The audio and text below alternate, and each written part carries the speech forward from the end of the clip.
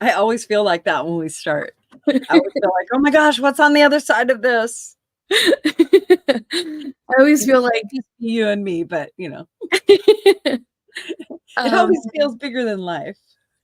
aw. It probably is though, right? For me I think for me so. it is, yeah. My perception is that this is really big, so Yeah, me too. I see it as like, the universe asks us to be channels, so whatever comes through us, it's like the universe. That's why it feels bigger than yeah. Right, right, yeah. So we were talking about, like, the energy of, like, just life right now, how it feels sacrificial. Like we're watching things fall apart around us, and it feels like everything we've ever worked for in our entire life is crumbling. Yeah, And those are all those societal norms, right? And that yeah, helped us. It helped you and I to go ahead and come up with this show to where like we can really start talking openly about that. yeah, Um, yeah. What feels right now in our even personal lives that feels like it's crashing? oh yeah. So for me, it's like the business. Okay. If I say that out loud, people will be like, "Oh my god, is she Well, all even me, right?" like, right now, it's like, "Oh." Just But like a that's not necessarily what I mean by that, but that's what it's doing. It's like reaction. it is, in this metamorphosis that I generated. I did this, Okay. and it's like a nail biter. It's such a nail biter to see, like, the butterfly, to see how the butterfly is gonna come out, right? Yeah, And yeah, so, yeah. So I would say that as I look around, the business probably the most representational of how I'm perceiving things because okay. it's a service industry. And so looking at like what I can do to like support the community because the Yeah, community supports us so deeply, right? yeah, And learning how to not not take too much, right? Or be in reciprocity as often as possible to where like what yeah, the exchange is beneficial to both parties. So yeah, just learning that nuance right now. And it wasn't because I wasn't in that before. It's because I have a new lens now to kind of look at things. mm, okay. Yeah. Or would Yeah. you say that maybe, like, with crashing is, like, that different type of lens? Mm. Say that again. Say that again in a different way. Okay, do you think that the old blueprint of maybe how you went into your business is crashing? Oh, Or yeah, but that's like it's done that like, I was told before I started the business when I was making the business plan, I was sitting with 2 very savvy individuals, and these individuals are near and dear to my heart, and I would trust them mhm, with my life, and they helped me to formulate a business plan that was a mock-up that would generate, a substantial amount of money. okay. And I was told at that time that it was gonna change, that this is a nice plan, all right, but I Mm, needed to treat it like it was a wheel, all right, and that each bit, all right, was like a spoke in the wheel, and the hub was my, sustainability, okay? And okay, so right, and so as the wheel goes around, that's community, right? And then you look at the spokes to see whether or not those spokes are true. Is that helping the community? Are they participating? Is this something they find yeah, enjoyment in? And then okay. if it's not, I just take that one out and I put another one in. So the business has always been constant change. It's matched the energies of our existence. Well, that's what So everything in business is, right? Like, it has to match the energy of, let's say, the consumers. okay. Yes, because Like I don't like that word, but that's exactly what it is, right? Well, because okay, so in a very fascist capitalist way, we're all consuming, all yeah, right? And we've been made to think that it is only in the dynamic um of a dollar currency exchange that you can okay, receive that particular experience, right? Yeah. I don't necessarily think that that's what it is. I think that that is a condition that we're given in our society to create that consumerism, to Uh, where, uh, because you and I, we were talking just before we got on here, right? And I said, so sacrifice, what are you doing without right now? yeah.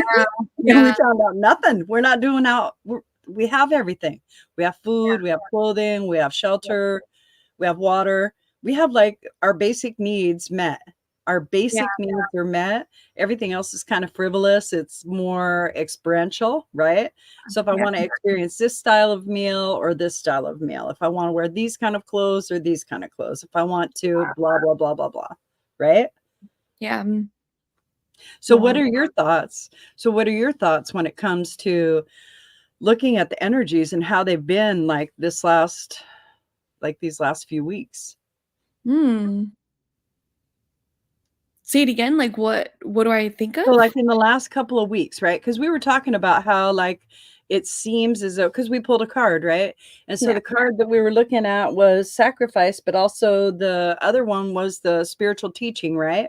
that's right. And Yeah. so when you come into your awareness, it almost becomes your responsibility to help the next individual. So that way, when they're going through it, because we remember how it feels before we come awake, it Yeah. is awful. It's awful. It's like It's the all over most the place. awful moment. It's Yeah. the most awful moment. It's so much pain and pressure, and we're trying to figure out like if we really are people. People, are we really humans? Yes. Yes. To the energies, to my personal energy, maybe like me, it's so funny because I'm turning 30 on Monday. No, And congratulations. thank you, tomorrow, and it feels like the last couple weeks there's been a lot of reflection and like going inward on even like the energy, right? Like the 20s kind of like leaving, and then what I'm entering is in terms of my 30s.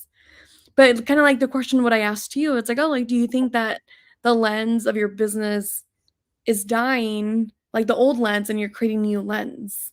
So it Yeah, kind of feels like definitely. the same with me, where it's like, oh, there's this lens of myself of my 20s that's dying, and there's a new kind of person that's reemerging in my 30s. It's always been there, but that really wants to come through even more, Mhm. right? And it's different You're like, going into your determined hormone state. oh, there you go. You've been in your pubescent, adolescent, I'm an adult state of See that? hormones. Yeah, it's very much like, "Yeah, that's right, let's do it." And then you hit 27 and all of a sudden you want structure in your life, but you don't want anybody else's structure, just yours. You hit like 30 to 35 and you're like, I got this wired. This is how this works. Yeah. So I'm I interested think to it's see how it perfect. I think it's perfect. I think that's great. yeah. So that's crafting.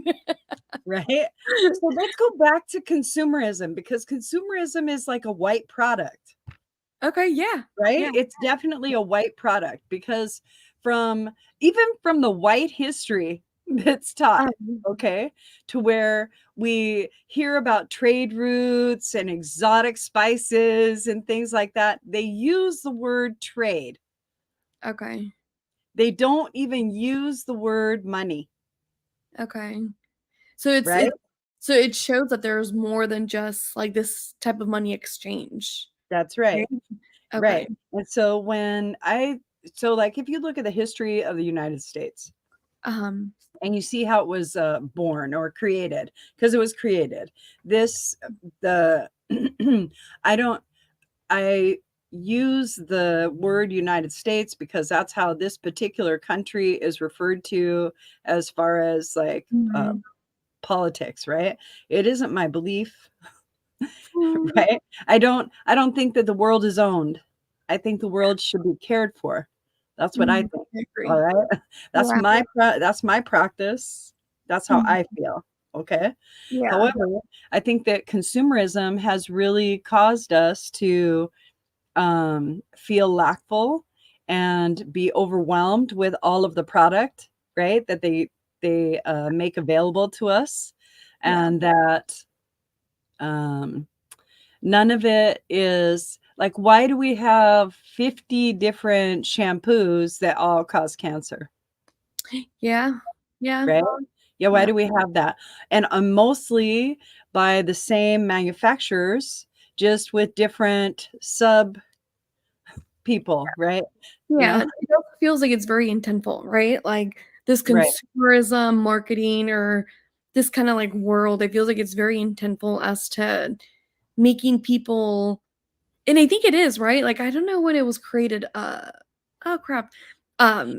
He's like in the top of my tongue, like the name, but it feels like it's all intentful in a space of okay, let's make them feel like they need it or that they lack so they can try their best to buy it and they need to have it, and it causes like these effects, but then they need to buy more other stuff.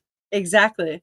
And so Right? that's exactly what it is, okay? So there's, like, a lot of big business out there, but how okay, so when you look at North America, the Americas, when you look at the Americas, right? They Mhm. are indigenous lands. All the world is indigenous lands. That's what Yeah. we're like, we need to kinda look at that, right? Because it's Yeah. all indigenous. There are plans in place by people who were born in those spaces to Yeah. sustain those areas and to be able to live in a communal, loving way, right? Yeah. Yeah. So for consumerism, so here's just basics, okay, of what my observation is Um, with regard to the building of this consumer-based nation, okay. okay? Because that's what they did.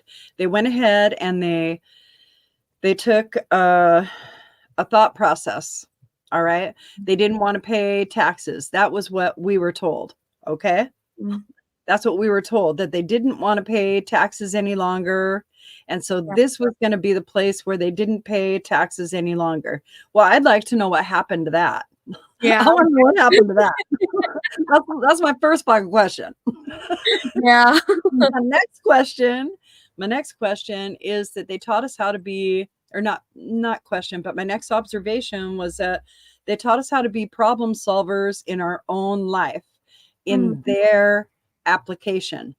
Not okay. So our kind of like application of in the problem box. solving, right, not our application of problem solving, their application of problem solving, and they started to condition us to think about what should be important to us. We know that if we listen to music, if we listen to one genre of music, we're gonna start to feel a certain way, all right? Mm, And we know that it's gonna amp us up or take us out or push us there, okay. So if it's not just a song, if it's only a song that can do that for you, you can only imagine a very big layering and a layering and a layering and a layering. When the snake oil salesman used to go through different places, they would kick him out because he was like no good. And yeah. now that's almost God here. That's Yeah. almost God here because people are putting in so much money, right? Because they're taught to problem solve. So in order to solve your problem for your physical ailment, you need to go here and go ahead and consume this because you don't have this. And if you have this, this will make you feel better, but it also might make you feel worse. So you might have to take this in addition or do this in addition. That particular, like that whole guideline for healthcare, right, is Yeah. the same. It's the same consumer base as what they started here. Mhm. So this country, if you really look at it, this country as it is right now was Mhm. planned to do exactly what it's doing, to make people rich who didn't have the opportunity of being rich in the land that they were in because of the monarchies. Okay. Okay. Okay. And So so it's when you already have even that, it's like it was already super intentful, right? Or very intentional. simple because even like okay, so we're really happy about Abraham Lincoln signing the Emancipation Proclamation and releasing people of color, right? Yeah. However, he didn't believe that they should be, and this is his word, they should be considered equal because Okay. they were inferior and superior. He said that there needed to be separation. So Okay. what the fuck is that? Thanks for the freedom, but I don't match? Like, what is Yeah. that? Like, by the way, you're still gonna be placed here. Exactly. So even though that even though that thing happened, there was still a criteria of limitations, so that way one mass of one style of people, one culture of people, however you want to look at it, right? One group of people, okay, all right, would not be able to get further. And that's how long ago. So even from there, and then George Washington, by the time he was 17, he owned like, I don't know how many slaves. Okay. But nobody talks about that. The father of our country cut down a cherry tree. Oh my gosh. That's what we're taught. Don't say that. I don't think we were taught that he had slaves in elementary school. He had slaves. Right? Heck yeah. Right. Yeah. See, yeah, it's not, none of that is in there. And I think that it's necessary for us to really have a well-rounded education. The only way we're going to find that is to go to our cultural bases of indigenous population. Yeah. We have to go and ask. We have to ask. That's true. Yeah. It's like, and we have to actually put in the work though, right? Like it doesn't come to us. But at the same time, it's like now that we have social media and we have like Google, it's like we are so capable of like doing our own research with it. Right? Like I follow some people on Instagram where it's like they teach those lessons of their own heritage or their own culture or their own, and a lot of it, it's super cool. Like a lot of it is like how much like they're connected to the earth. Right. Which it's so interesting because it's like, oh, like the separation of our connection to the earth. Like when did that start? Right. Well, it started when you look at it, okay, so our awareness is all inside of like this box that gets handed to us of propaganda called the United States. Okay. So if you're in a different country, you're not going to have the same access to the internet. Mm-hmm. All right. Or have the same permissions. Yeah. Okay. Yeah. So let's put it into perspective like that. All right. Yeah. Now, because of how the country was set up to where it was very elitist and selective, and it was done that way because they could get people of color, or they could get brown people to go ahead and come and do the work that nobody else wanted to do, because they already had that mentality of supremacy. So they brought it here. It wasn't like it developed here because they were afraid and they thought, oh my gosh, they're going to take us over and I don't know what's going to happen. That's bullshit. Which, which is funny because what pops up is like, oh, privilege, which is how we started this whole, how did you arrive there? Where it feels like, as you're talking about it, it feels very like, oh, you guys had so much privilege and the money and the funds or whatever, and you guys were able to just get up and go colonize a whole other land. Right. Yeah. They went ahead and they took what they learned in Europe. All right. And they literally brought the Dark Ages here. Yeah. The timing of it, all of it is just incredible. It goes back to like, I saw one of the somebody said it's what they don't teach in our history books in school. It reminds me of a book that I read. So in elementary school, they teach you Christopher Columbus is like the first one to discovered America and like all this BS, right? When I was in college, thanks for calling it what it is. I read this book in college and it said how the Vikings were the first ones to actually discover America. However, like Christopher Columbus is the one that made it profitable. Like he's the one that's the word. Yeah. How the Vikings came and they like checked out the land, but they left. Mm-hmm. Right? Yeah. Right. And Christopher Columbus made money out of it. Well, they were pretty desperate and they had already had several successful campaigns globally. And so they were already on a mission to capitalize yet again in another country because they'd already done the lower Americas, right? So they were all over. This is like a large body of land that they just decided to capture and say, this is mine. Who the fuck are you? Who the fuck are you? Yeah. Yeah. That's what I want to know. I want to know what was in your fucking mind. Right. So, yeah. But we're looking also like I don't think that we'll ever be able to really run it to ground where it actually all starts, because even when we had multiple cultural population over in Europe before these history books said there was somebody here, right? Anyway, we still had a lot of like a widespread, because we had the Asias, we had Pan America, all of that was here. It's not like somebody wrote it down, hey, there's another country out there, but they got here because somebody had already made a map. Yeah. So somebody had already been here. So nobody's discovering shit. You're just going along a trade route, and you're seeing how you can go ahead and capitalize from those people, because you're not even worried about the land at that point. You're coming and you're taking whatever you can get that you find great value in, and you're depleting that land. That's the first thing that you're going to do. That's what we're doing in the Congo. That's what we're doing in all of these places. We're depleting the land, and we're setting aside its populace because they're in the way of our progress. Okay. Yes. And so that's the mentality. And you don't know where it really begins or ends. Okay. And I would say we as white people, okay, we meaning, I'm going to say me. Okay. Because that's the bullshit right there. I can't wait to just happen to be white. That's so nice. We'll see like when that fucking occurs. All right. So a lot of it is because we're trained. We're trained in growing up. We are trained. And I will fucking tell you straight, that's exactly what happens.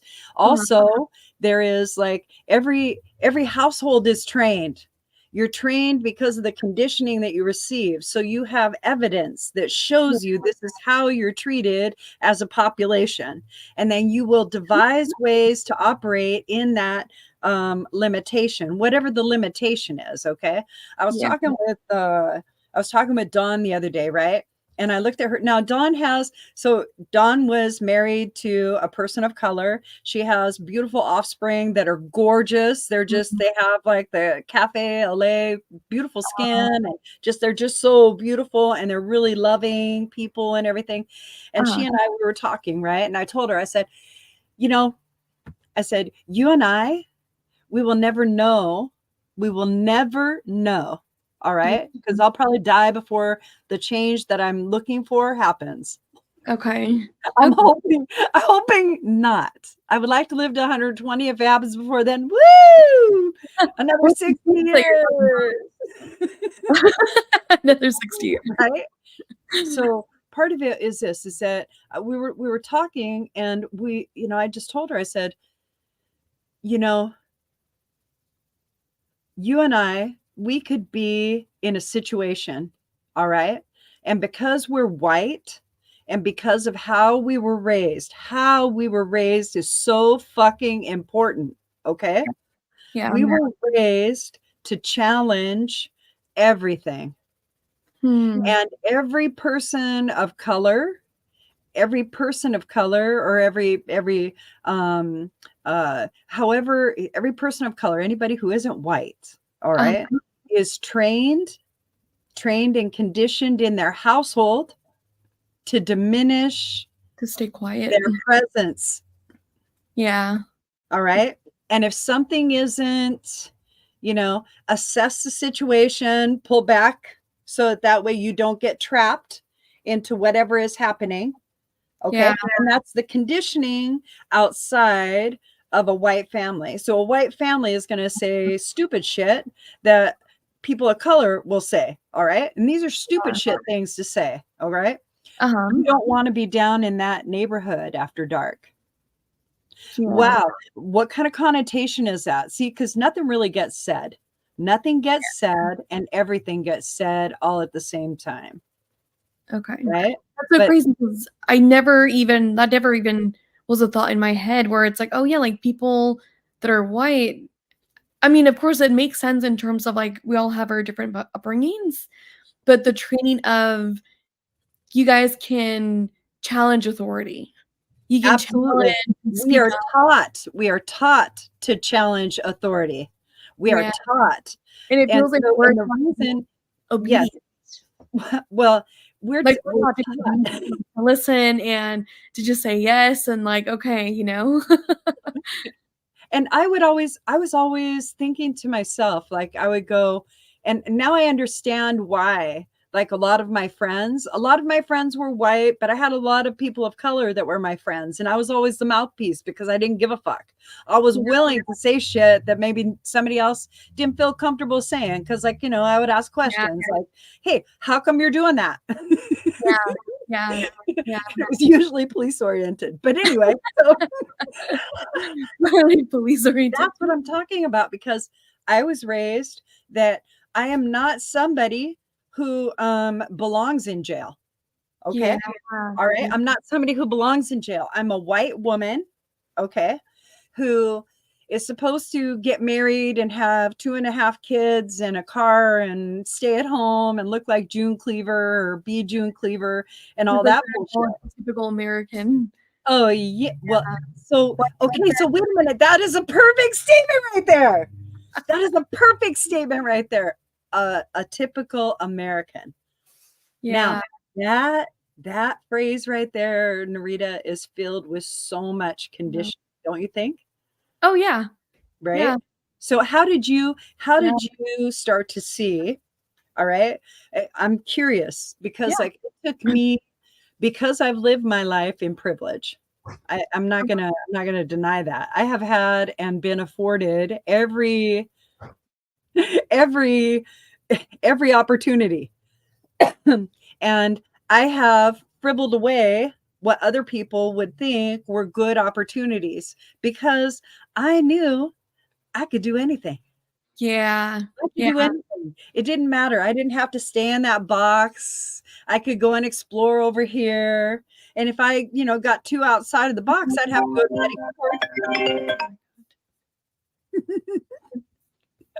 I'd have to go to Betty Ford, right? Yeah. Okay.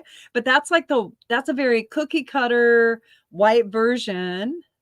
Okay. But that that statement, right? That statement, so Yeah. fucking cool. So how do we get away from that? How do we get away from that propaganda, that training, that separation? Because we're doing it in our own homes. Yeah. It's funny because I think there's a thought too that comes where it's like I think a lot of not a lot of people, but I think most people strive for that, especially when they're not white, but they come Mhm. to this country. It's like they're looking for that all normal American American dream type Well, they're of looking for that. They're looking for that. Well, like, here's what comes up in my head, right? So it's yeah. like Uncle Sam wants you, and that poster, right? It's all propaganda. We have been propagandizing.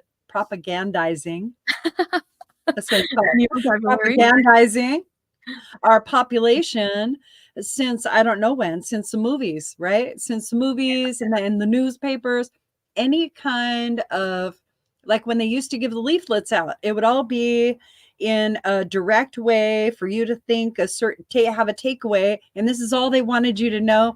But really, it isn't necessarily all they wanted you to know. This is the opinion that they wanted to give you.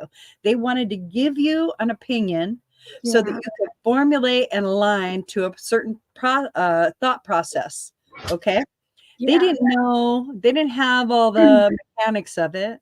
They knew that if they could create a workforce, Yeah. okay, that the country would be profitable and stand on its own, and then they may not have to pay taxes to the UK, Yeah. right? Yeah. So it's Yeah. kind of like, this catch 22. Maybe they did have good intentions, but they didn't integrate those good intentions, all right, with anything that was already happening. Yeah. But Yeah. there was like, This is like an extension. right, right. Did you see that comment? I love this comment. Thank you, Natalie. Okay, I'm Latina, but because I'm white skinned, I have different experiences when I enter a white group of people. I fit in and can speak compared to others who have a darker skin tone, and it was different. Yeah, even skin tone within an ethnic and racial group creates privilege, but it's false power. Yes, Ooh, I like that. yes, I like that. yes.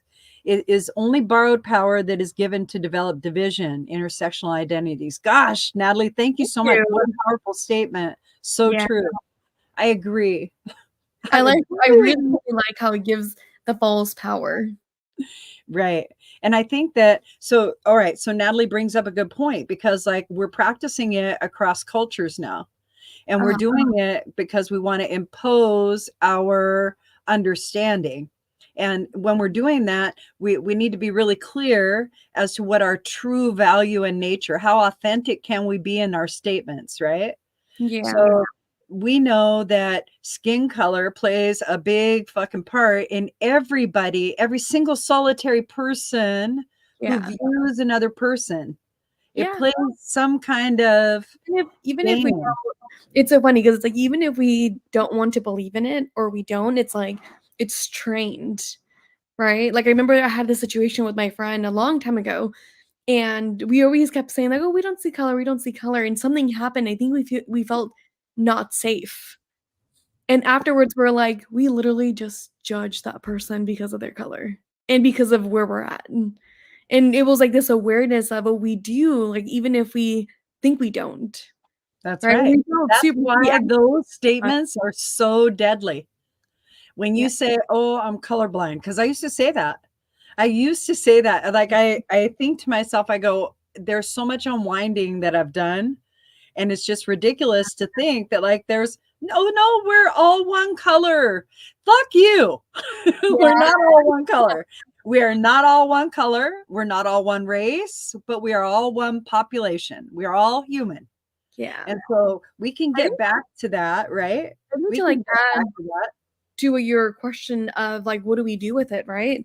Or with the American or you ask a question of, like, what do we do with it? But right now what pops up is, like, it's interesting because before I'd had this narrative of, like, no, we're all like, we are all one, inherently, spiritually, right? But it's like, oh, we still show up to this world with a role. So it's like, oh, how can we still be, like, all one, but at the same time just be aware and hear each other's stories so we can have a better understanding or better compassion towards each other? I like that. I like that question. That's a really good question to put on the floor.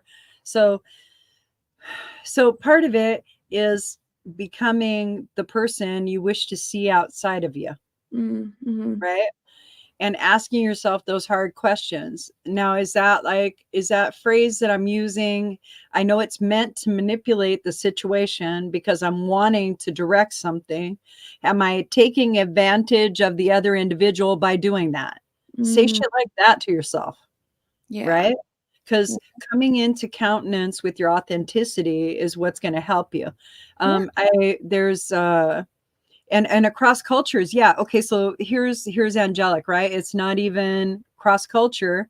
It like she said, in Latin America there's a division in regions, dialects, and if you have indigenous background or features or not. Oh yes, Mhm. because we're looking for similarity and safety, and we've been taught through all of the colonization all over the world in various ways, because it's not all European colonization. Yeah. Yeah. Okay, but we've found that people are forcing their opinion as to how you should live onto others, right? Yeah. And so in that everybody's going to be a little gun shy meeting new people.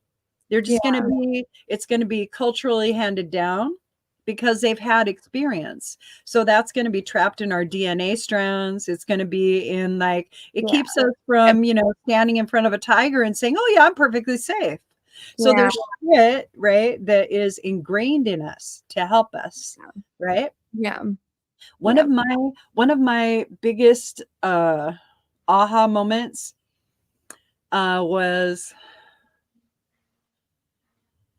was when the Black Lives Matter marches were happening during the pandemic, okay?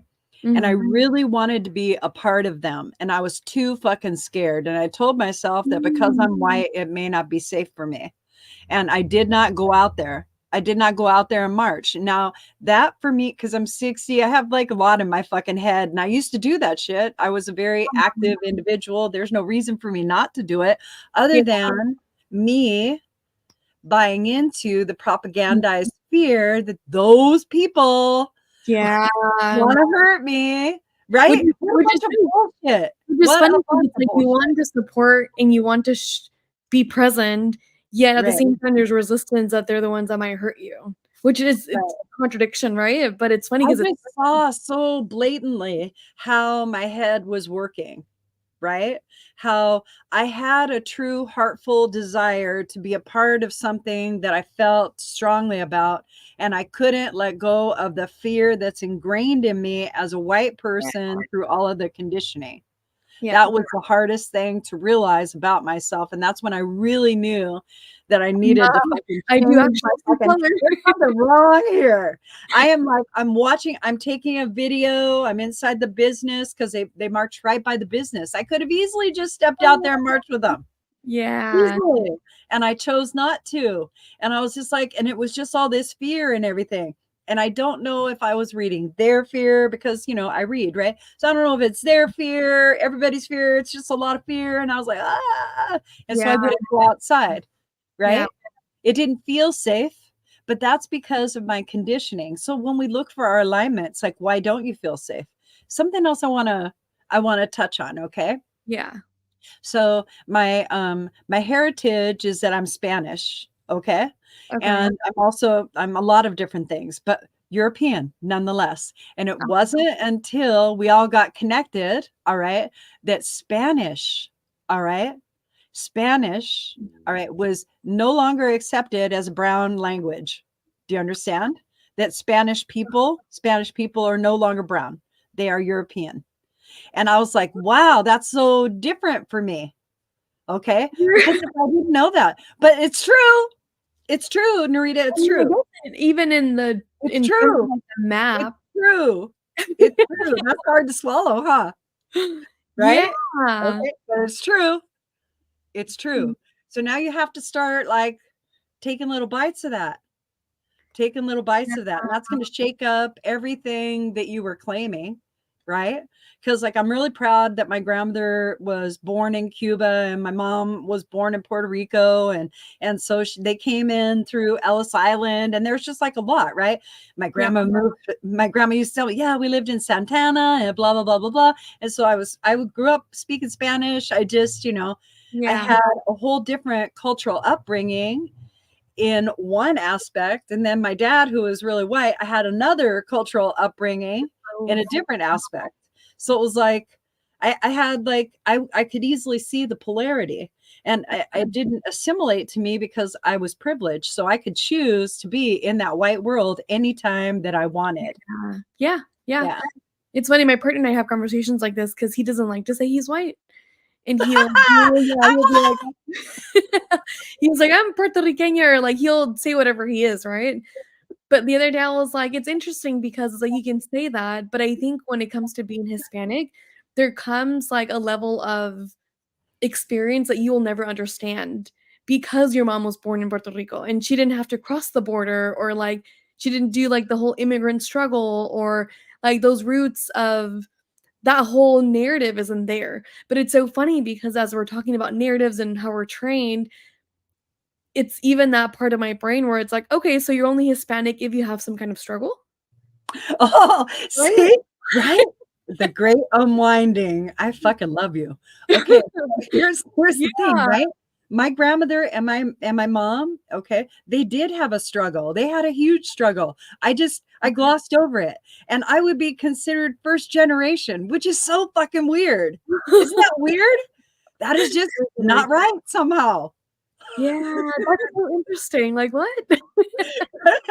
Right. Because like we're looking for definition. And as we're looking for definition, we're going to assign reasons for that category. When we assign reasons for that category, we create separation.